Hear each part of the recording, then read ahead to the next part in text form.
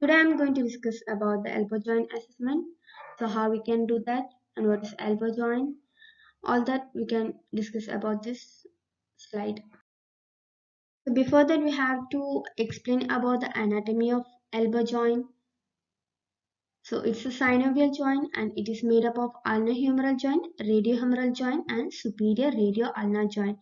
So here you can in this picture itself you can see this is ulnar-humeral and then radiohumeral and then this is superior radio-ulnar joint. Okay, so each joint has its own pure resting position, close back position and capsular pattern. So for ulnar-humeral joint, resting position is 70-degree elbow flexion and 10-degree supination. Close back position is extension with supination and capsular pattern is flexion extension. So like that for radiohumeral joint also is there and superior radio-ulnar joint also there.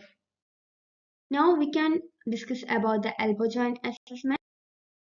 So for assessment, we have to know about the subjective assessment and we have to know about the objective assessment. What is subjective assessment? So subjective assessment means we can get information from the patient. So in that we have to write about the demographic data.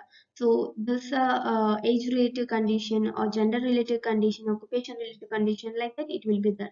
So for elbow, according to the age, in tennis elbow 35 years of age or older, so this is a common. Okay, and dislocation of the head of the radius, this is common in child. Okay, and osteochondritis dissecans between the age of 15 and 20, like this complaints will be there. And occupation means tennis elbow, the person who use a great deal of reflection and extension in their occupation or activities. So this is how the we can differentiate the condition according to their subjective assessment. Okay, next we have to know about the present history, what the present condition of the patient. First we have to know about the date of onset of history. In this we have to know at what time the patient got injury or at what time the patient got pain, like that. Okay, example for elbow, there's a fall on outstretched hand, tip on the elbow like that. Okay, and then little ligus elbow if from repetitive stress from throwing, like that.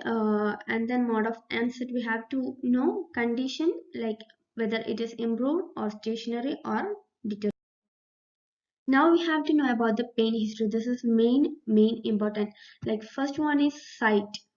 So site means whether the patient which site above the elbow or below the elbow, like that. And site which side. Aching pain over the lateral epicondyle means tennis elbow. If it is a medial epicondyle means golfer's elbow. And then we have to know about the onset, whether that is a sudden or gradual. Sudden means any history of trauma, heavy weight lift. Gradual maybe due to the arthritis. And then we have to know about the duration of symptoms. This is why we have to this is how we have to differentiate fracture, degeneration and to give proper treatment. Now we have to assess which what type of pain does the patient have. So if it is a aching pain over the lateral epicondyle, that is tennis elbow. If it is on the medial epicondyle, that is golfer's elbow. And then aggravating factor, which movement the patient get more pain or severe pain, whether it is writing or any twisting motion of the arm or whether while doing ironing or while gripping, carrying and leaning on forearm all stresses the elbow. Such questions may indicate the tissues being stressed or the tissues injured. And then we have to know about the relieving pain. So patient often protectively hold the elbow to the side and hold the wrist for support, especially in acute conditions. These are some elbow muscles and referral of pain. If it is biceps, upper shoulder to anterior elbow, so some of the examples. So these are the muscle and then referral of pain for biceps, for brachialis, triceps, like that.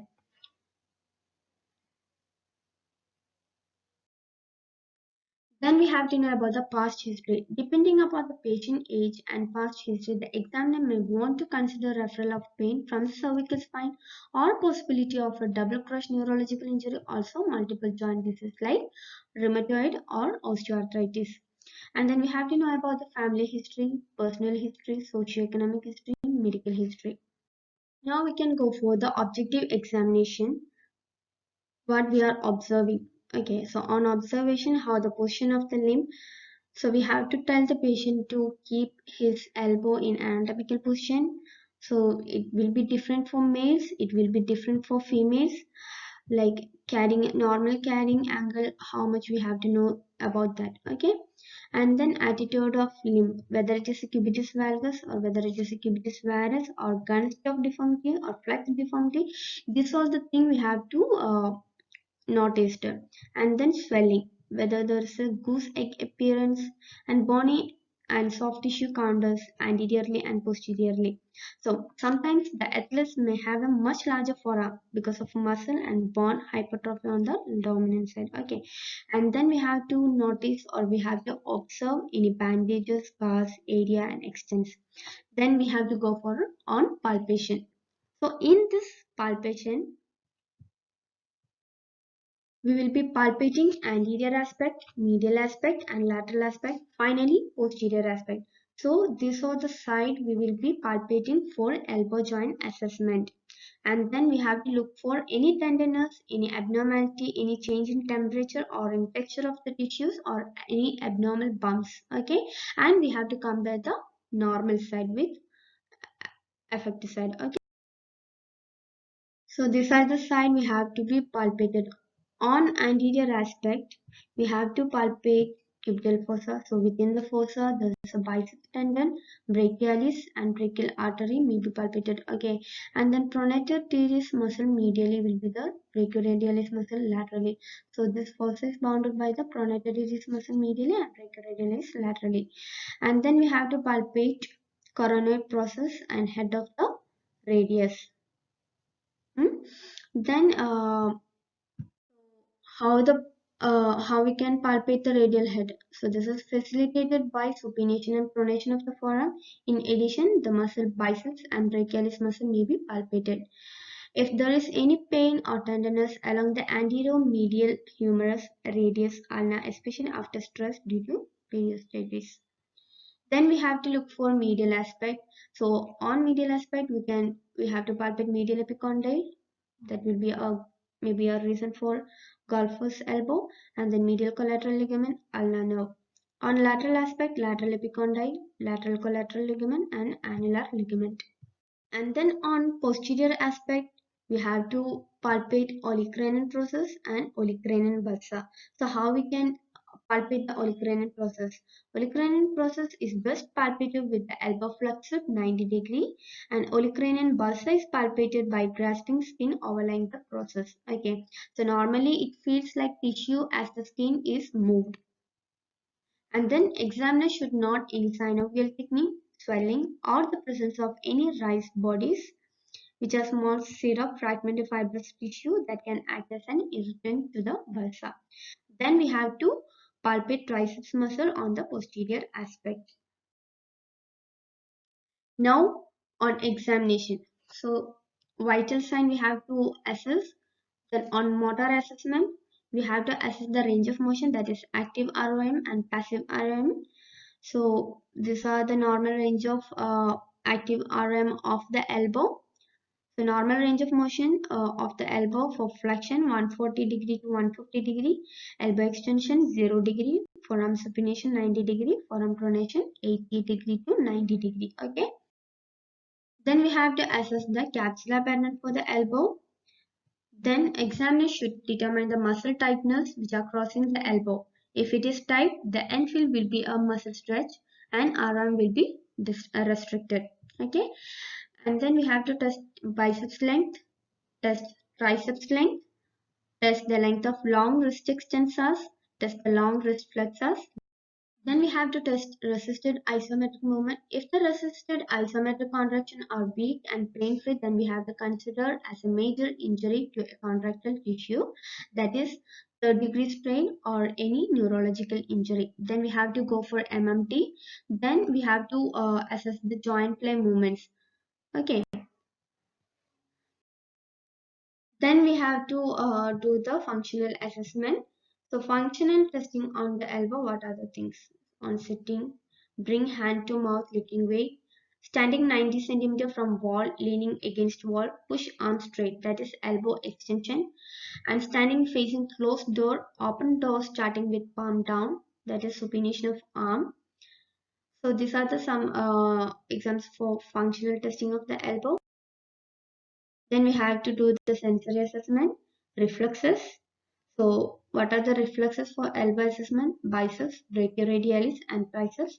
Then we have to know about the dermatom and myopia. So these are some special tests for ligamentous instability, for biceps rupture, for lateral epicondylitis, and for plica, for posterior impingement, for neurological dysfunction. For ligamentous instability, there will be a 5 test: lateral pivot shift test, ligament valgus instability test, ligamentous varus instability test, and milking maneuver moving valgus test. For biceps rupture, hook test, Poppy sign. And for lateral epicondylitis, Cousins and Nice test. For plica, extension, supination plica test, flexion, pronation plica test. And for posterior impingement, arm bar test, extension impingement test. And for neurological dysfunction, elbow flexion test, pinch grip test, and penile sign at elbow. So these are some diagnostic imaging. So plain film radiography in AP view, what other thing we have to identify? In lateral view, axial view, cubital, turner view, AP, internal oblique view. Okay. Then we have to go for the arthrography, MRI, xerography. So these are some diagnostic imaging for elbow. Now we have to discuss about the differential diagnosis of elbow pain based on anatomic location. So on if it is on anterior, that may be due to anterior capsule strain, biceps tendinopathy or any gout, osteoarthritis. If it is lateral, lateral epicondylitis, osteochondral defect, plica, and if it is medial, cubital tunnel syndrome, medial epicondylitis, ulnar collateral ligament injury, and if it is posterior, olecranon bursitis, olecranon stress fracture, osteoarthritis, posterior impingement, triceps tendinopathy. So these are some differential diagnosis of elbow based on the anatomic location. Then we have to go for the treatment, physiotherapy treatment according to what investigation you have done. Okay, thank you.